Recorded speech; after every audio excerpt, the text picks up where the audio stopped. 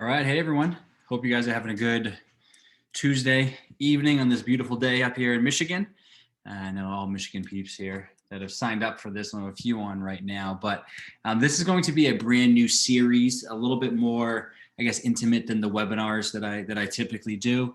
Want to cover and do more of a deep dive into specific topics rather than covering the general webinars with general recommendations. Some of this stuff will get a little bit more specific, a little bit more in depth, and ask questions, give feedback. Feel free to interact as we go through this. So you can see on the screen there is a chat button. Click that chat button, ask any questions that you have as we go through this, and we can hopefully fine tune this to your needs and to the best of my ability. So we're going to cover a series of topics as we get through this education series, from injuries, running form, strength training, exercises, heat versus cold, a whole list of things as we go through. Hopefully I can do this on maybe twice a month or so, but really get more in depth with some of this content. So I appreciate you joining me today. Now, we're going to cover heat versus cold and its effectiveness on muscle soreness. People have been talking about this forever, right? There's debates on it. What's better, heat versus cold on soreness, heat versus cold on injury, when to apply these strategies, when it's indicated, when it's contraindicated. The research overall is very inconclusive. Which I know when I set out to kind of explore this topic, and shout out to Darlene, who requested this a couple months ago, but I was just too busy to get around to this.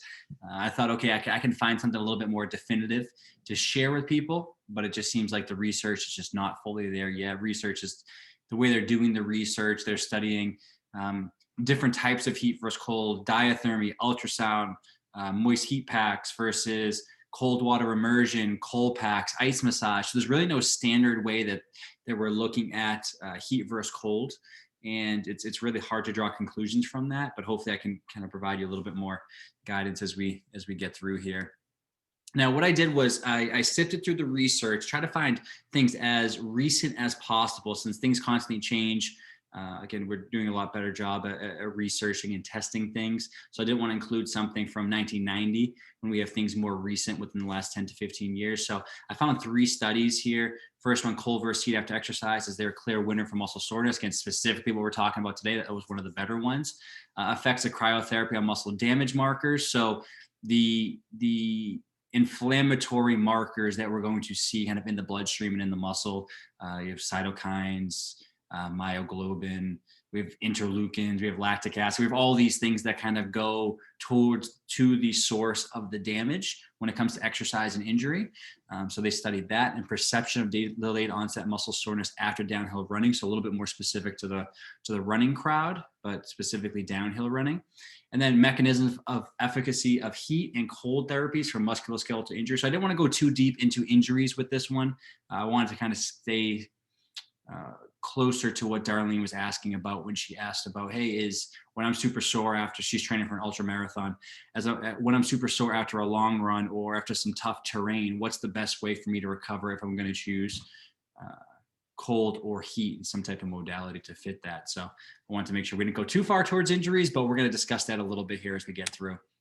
Now, some key things that matter from the beginning. When we talk about delayed onset muscle soreness, this is it can really range, right? It can be anywhere, typically from just a mild ache in a tissue, right? In a muscle, say or we're doing some type of sprint and your hamstrings are a little bit sore the next day, a little achy, a little uncomfortable, to pretty severe if you're pushing yourself to a high level. So biggest thing when it comes to delayed onset muscle soreness is we want to make sure we're not making huge jumps or huge changes within our program.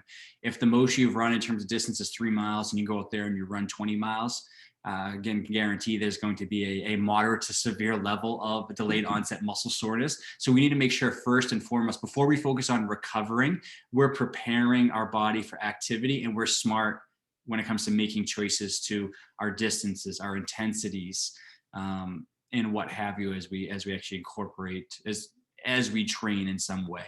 So the greater the intensity or the duration, the greater the, again, likelihood of delayed onset muscle soreness. If your body is well acclimatized to that type of stress, you're going to be less likely to experience some type of delayed onset muscle soreness. So I always like to look at this from both lenses. Can we prepare the body for activity as best as possible to reduce delayed onset muscle soreness? But then just through training, right?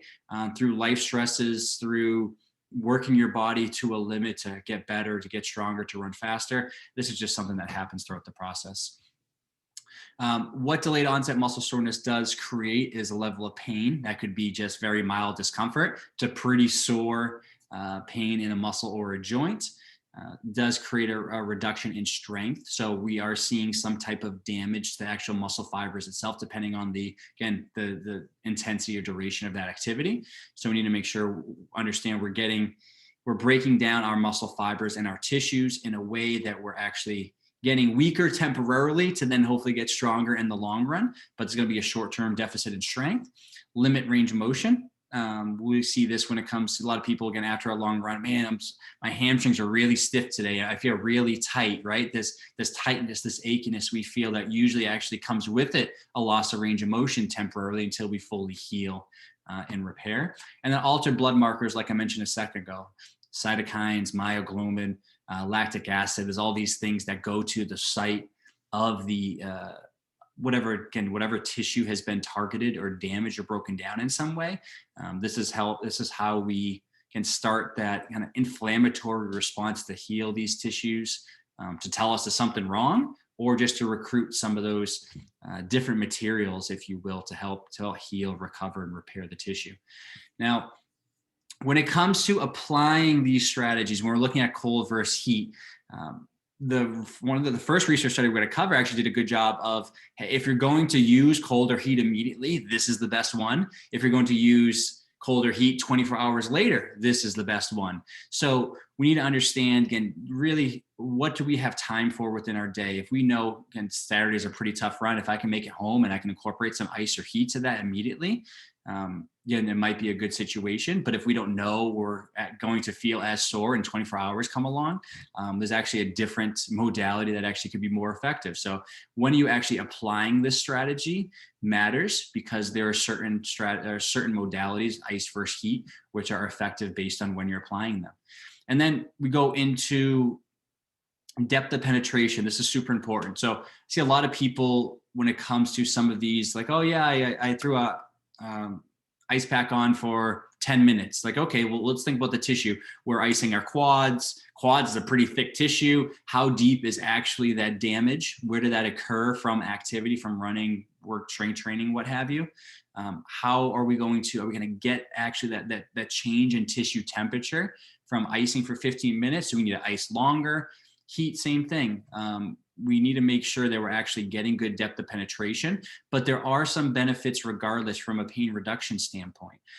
Just because we're not getting all the way down deep to that tissue, again, we might not be affecting the tissue itself, but we might be causing some type of change to the neural system, right? So we have what's called the gate control theory, which is a pain mechanism. So if we can apply heat or cold, we can actually cut off that sensation of pain. We can override that sensation of pain, so we're not sending that signal from the spinal cord up into the brain. So just applying some type of change in temperature can override those sensory receptors and hopefully reduce our pain. Obviously, we may not be doing anything at the depth or the tissue level of where that issue or that damage actually occurs. But from a pain reduction standpoint, heat and cold are very helpful in that regard. Now, when it comes to heat, a couple goals when it comes to heat. First and foremost, like I mentioned, pain relief. We can reduce the perception of pain. Are we necessarily changing? And depending, are we getting down to that actual tissue where the damages occur or not? We might not be actually changing the tissue, but we can be reducing our pain. We create some type of increase in blood flow. So as you heat something, more blood flow, more fluid is kind of promoted to that area, which also increases just the overall cellular metabolism of those cells, whatever can heat it up. And then from there, we can increase elasticity of connective tissue. So everyone knows, right, as you warm up, get ready for your runs, your body is a little bit more elastic. You can move more fluidly throughout the range of motion. Same thing as we add a hot pack on the quad or the hamstring, we can improve just the overall elasticity of that tissue. Now, unfortunately, very conflicting evidence. I'm going to say in a second as well for cold, but very conflicting evidence on the effectiveness of heat application when we look at heat packs, ultrasound, warm water immersion. Some studies that show this works great, other studies that show there's no benefit in any way, just because they're studying these in such different ways. Some studying here, apply a hot pack for 10 minutes, apply a hot pack you're going to see today, like a slow heating hot pack over 8 hours, right? It's hard to compare these things just because they're so different. So it's real hard to get conclusive evidence when it comes to the application of heat. Now, when it comes to cold, still looking at pain relief as one of the main things. So you can't really go wrong if you're trying to reduce pain in some way. Cold or heat can both work fairly well, but cold also reduces blood flow to the cool tissues, right? Could it be helpful in some situations, thinking maybe an initial injury, reduce edema and slow the delivery of chemical mediators. So again, there's been other things that I've seen over the years that, again, we want some of these chemical mediators to a degree. We don't want to try to eliminate them altogether because that's what jumpstarts our healing and our recovery process. But a lot of times, again, do we need all of this swelling, all of this inflammation to get to the area? How long is it going to take us for them to remove it from the area? Because that does increase pain and can increase pressure on some of these sensory receptors. So again, trying to control our recovery response as best as possible while understanding that it's still necessary. Like I said before, conflicting evidence, we look at ice packs, cold water immersion, and ice massage. So just bear with me and we'll kind of go through this to the best of my ability here. Now, this first study, is there a clear winner for muscle soreness? What this study looked at was they had a group of people. They did 5 minutes of squats. They rested, did 5 minutes of squats. They rested. They did 5 minutes of squats. So they studied the amount of soreness and some of these blood markers, as I talked about earlier. Again, just some of these chemical mediators and things you're going to see in the blood and see in the muscles after strenuous exercise, just to see what is the body sending there to actually heal and repair the tissue itself. We had someone, again, a group that did strictly ice, a group that did strictly heat, a group that did nothing after. They showed that the group that did nothing after in this testing protocol actually lost about 25% of their strength over the next couple of days. So we see that this, again, high activity load, this delayed onset muscle soreness actually carries with it a degree of muscle weakness, just because we're creating some type of damage, trauma, and weakness to the tissue itself. The study looked at applying cold wraps for 20 minutes versus heat wraps for 8 hours. Again, that's a very slow release heat, just because obviously you need to kind of reduce the chance of burns, of heating something too quickly to burn. Same thing with cold. We don't want to heat something to an extreme level and cause some type of frostbite or soft tissue injury from doing that. So that's why you see the difference in how they tested these. What they found out was to actually preserve strength, to not lose strength. Like I said, that control group lost 25% of their strength over the next couple of days. Heat immediately post-exercise actually restored strength sooner than cold post-exercise, right? So I think this is interesting. I think back to when I was, my first job actually was a graduate assistant working at the university down in Florida. And we had a mix of people. We had our Americans, we had our South Americans, we had our Europeans, we had kids from New Zealand, but everyone did something different after practice or after games, after injury. A lot of the New Zealand kids and the German kids on the soccer team, they would actually finish a strenuous workout and they would jump in the warm whirlpool up to their chin, get in as deep as they can, get in the whirlpool. A lot of the American kids would go and say, here, can I wrap an ice bag on this? My legs are sore. Can we wrap up with ice? Or they get in the cold tub. It was very interesting to see just the difference in opinions. But now as you look at some of the research, to actually reduce delayed onset muscle soreness, some of the weakness, some of the pain, some of the chemical mediators that rush to that site, heat might actually be the more effective strategy immediately post-exercise. So if you finish that long run, that hard strength workout, if you heat immediately, again, could reduce tissue damage and also reduce the strength and some of that pain associated with the muscle soreness. So this is kind of a little bit contrary to most people are saying. Most people are very into, we need to use cold immediately. Cold's kind of that go-to after initial injury or after some type of soreness sets in. Okay, and we'll kind of talk about the difference between soreness and injury here in a second. But however, if you wait 24 hours later, so you have that long run on a Saturday, you beat yourself up pretty good, legs, you wake up the next morning, legs are starting to feel pretty sore, right? They're starting to feel rough and a little bit tired, fatigued, tight, achy. cold at that point is the best strategy. So heat immediately, cold 24 hours, right? So that's the difference there. Just understanding when you're starting this recovery process. If you can get on top of it rather quickly, heat immediately after you finish your workout, your run, your strength training session. If you don't do anything, you're not really sure how you're going to respond, the next day, 24 hours, actually cold has been shown to just reduce or offset that pain, delayed onset muscle soreness, and the weakness associated with the muscle, the tissue damage. Right. Overall, they found when you compare heat versus cold in this situation, cold was superior in reducing pain. However, both of these, cold and heat, were again superior compared to the the control group, which did nothing. Okay, so very interesting right there. Feel free to write any questions in there, comments, feedback as we go through these. Some of these will be interesting. Conflicting maybe to what you believe. So if it's just a thought, again, throw that in the chat.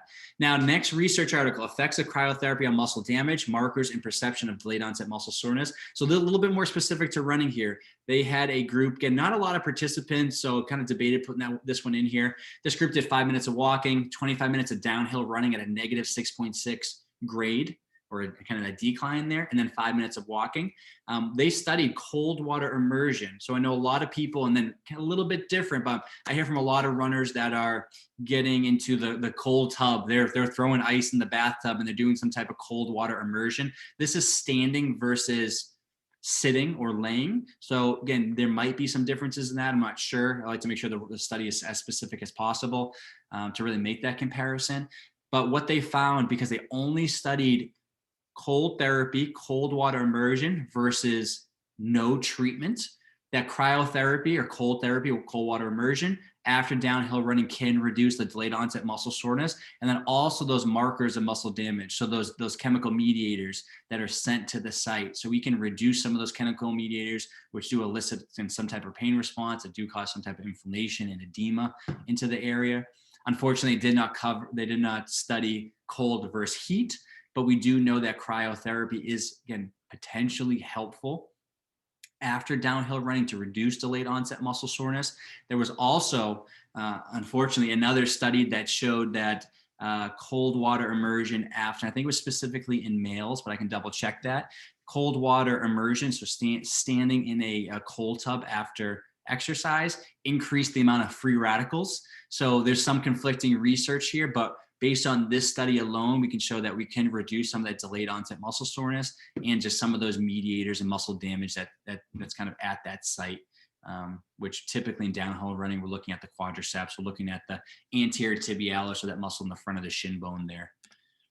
Okay, now the last study, now this is looking more specifically at mechanisms and efficacy of heat and cold for injury, right? So slightly different focus here, not just talking about muscle soreness, but actual injury. So what they found was, we all have heard of PRICE and RICE, right? Rest, ice, compress, elevate, or protect, rest, ice, compress, and elevate, right? These acronyms have been following for years and years that really were not well validated throughout the research. All the clinical, again, randomized controlled trials that looked at these were very poor. So they cannot even say definitively if we should kind of follow those wholeheartedly, if those are helpful or not. And there's actually little evidence that ice is helpful after 72 hours post-injury, right? So a lot of people, I know, this is the huge debate, heat versus ice when it comes to injury specifically. A lot of people that always heat, a lot of people that only ice, a lot of people that heat for a couple of days or ice for a couple of days and then go to heat, right? What is the best way? So what they recommended based on this review of research, they recommended cold therapy when it's an acute injury with some type of inflammatory process, right? So if we're actively, again, we're touching that tissue that we suspect has been injured, it's warm, it's red, it's inflamed, or we can see some type of swelling, right? We should probably put some type of cold on that immediately, whether it's getting in a cold tub, putting some type of ice pack or what have you. And that's really more important for, again, up to 72 hours, but for that acute inflammatory process. And then what they also found was heat or cold, again, can be helpful for acute lower back pain and muscle soreness, but heat actually appears to be better validated. So if you're someone, again, a lot of people suffer from kind of just recurrent lower back pain, recurrent neck pain. But when it comes to lower back pain, muscle soreness, heat actually might be more beneficial. So just understanding those little nuances here of what might be more helpful depending on the situation. If it's immediately post-injury, ice could be helpful, again, just to reduce metabolism, cellular metabolism, reduce pain, limit hypoxia and secondary cellular death. I mean, there's a lot of little things that we want to do here, reduce inflammation to that area. But when we're looking at lower back pain, muscle soreness, it actually looks like heat, again, even though they both can help, heat and cold, heat actually might be better validated throughout the research. Now, a couple things to take home with when I'm always want to make sure with these, I don't take up much of your time, just a quick look into the research, see if we have any questions. So feel free to drop a question in the chat right now if you have anything. So what we found through the research, again, these three research studies here, cold and heat can reduce delayed onset muscle soreness. Okay, not saying you can't use both, you can use both. However, heat is superior when used immediately post-session, post-workout, or post-run. If you're going to wait for some reason, or you just don't have time, or you're going to use something the next day, 24 hours later, it looks like cold actually might be the best first choice at that point.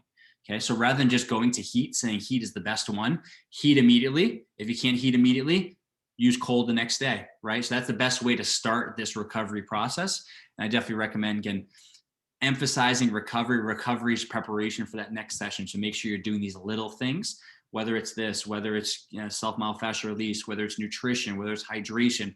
Think about how all these pieces fit together in your recovery routine. From an injury standpoint, I recommend cold therapy within 72 hours of acute injury. Okay, no research to substantiate that it's helpful or useful after that point. So within that small window of time, as soon as you're injured to 72 hours, recommend some type of cold therapy on there, cold whirlpool, ice packs, ice massage, something. But going back to, with all of this stuff, depth of penetration. How much subcutaneous fat do you have? How much do we need to get to? How long is it going to take to actually cool down or heat that tissue, and making sure you're taking that into consideration. And then overall, the research is very inconclusive. So hopefully I provided you some things with this very inconclusive research that will help you make better decisions moving forward, rather than, again, being like Jackie Chan over here. why you make no sense, right? Hopefully I didn't add further confusion to this topic, because it's a very confusing topic. If you sift through the research like I have, and you're just looking at, okay, it works, it doesn't work, it works, it doesn't work. It's so, right? It's kind of really contradictory.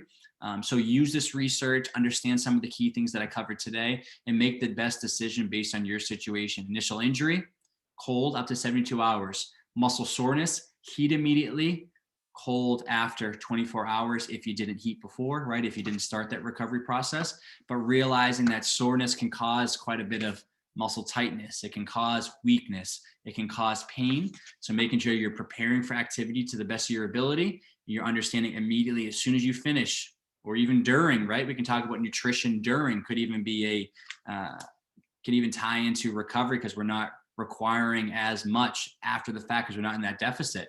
So making sure you're doing these little things on a regular basis, but hopefully this allows you to understand how heat and colds fit into that.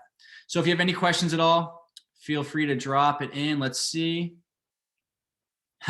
Jessica, great question. Any evidence for barefoot snow planks on improvements for big toe mojo? No, I need to answer that one. So yeah, definitely cold immediately after exercise as you're doing that plank is helpful. But get in the snow, get in some of those cold creeks and cold rivers after your runs, or run right through them, because it could be helpful maybe. But that's it, guys. So just want to make sure I just covered this. I will be sharing the video tomorrow. If you want to reflect back on this, feel free, questions, feedback, comments, let me know any other topics that you want me to cover moving forward. I'm happy to cover and dive into things. I want to get a little more specific, forcing me to sift through the research, read these things to figure out what they're studying, what they found. And then we're going to kind of continue to cover a series of topics from running form to injuries to strength training, maybe get some other people on here as well to dive deeper into certain areas. But I appreciate you joining here this evening. Enjoy the rest of the night. Beautiful Tuesday. And that's it. Once again, thanks, guys. And I hope you have a great rest of your week. We will talk soon.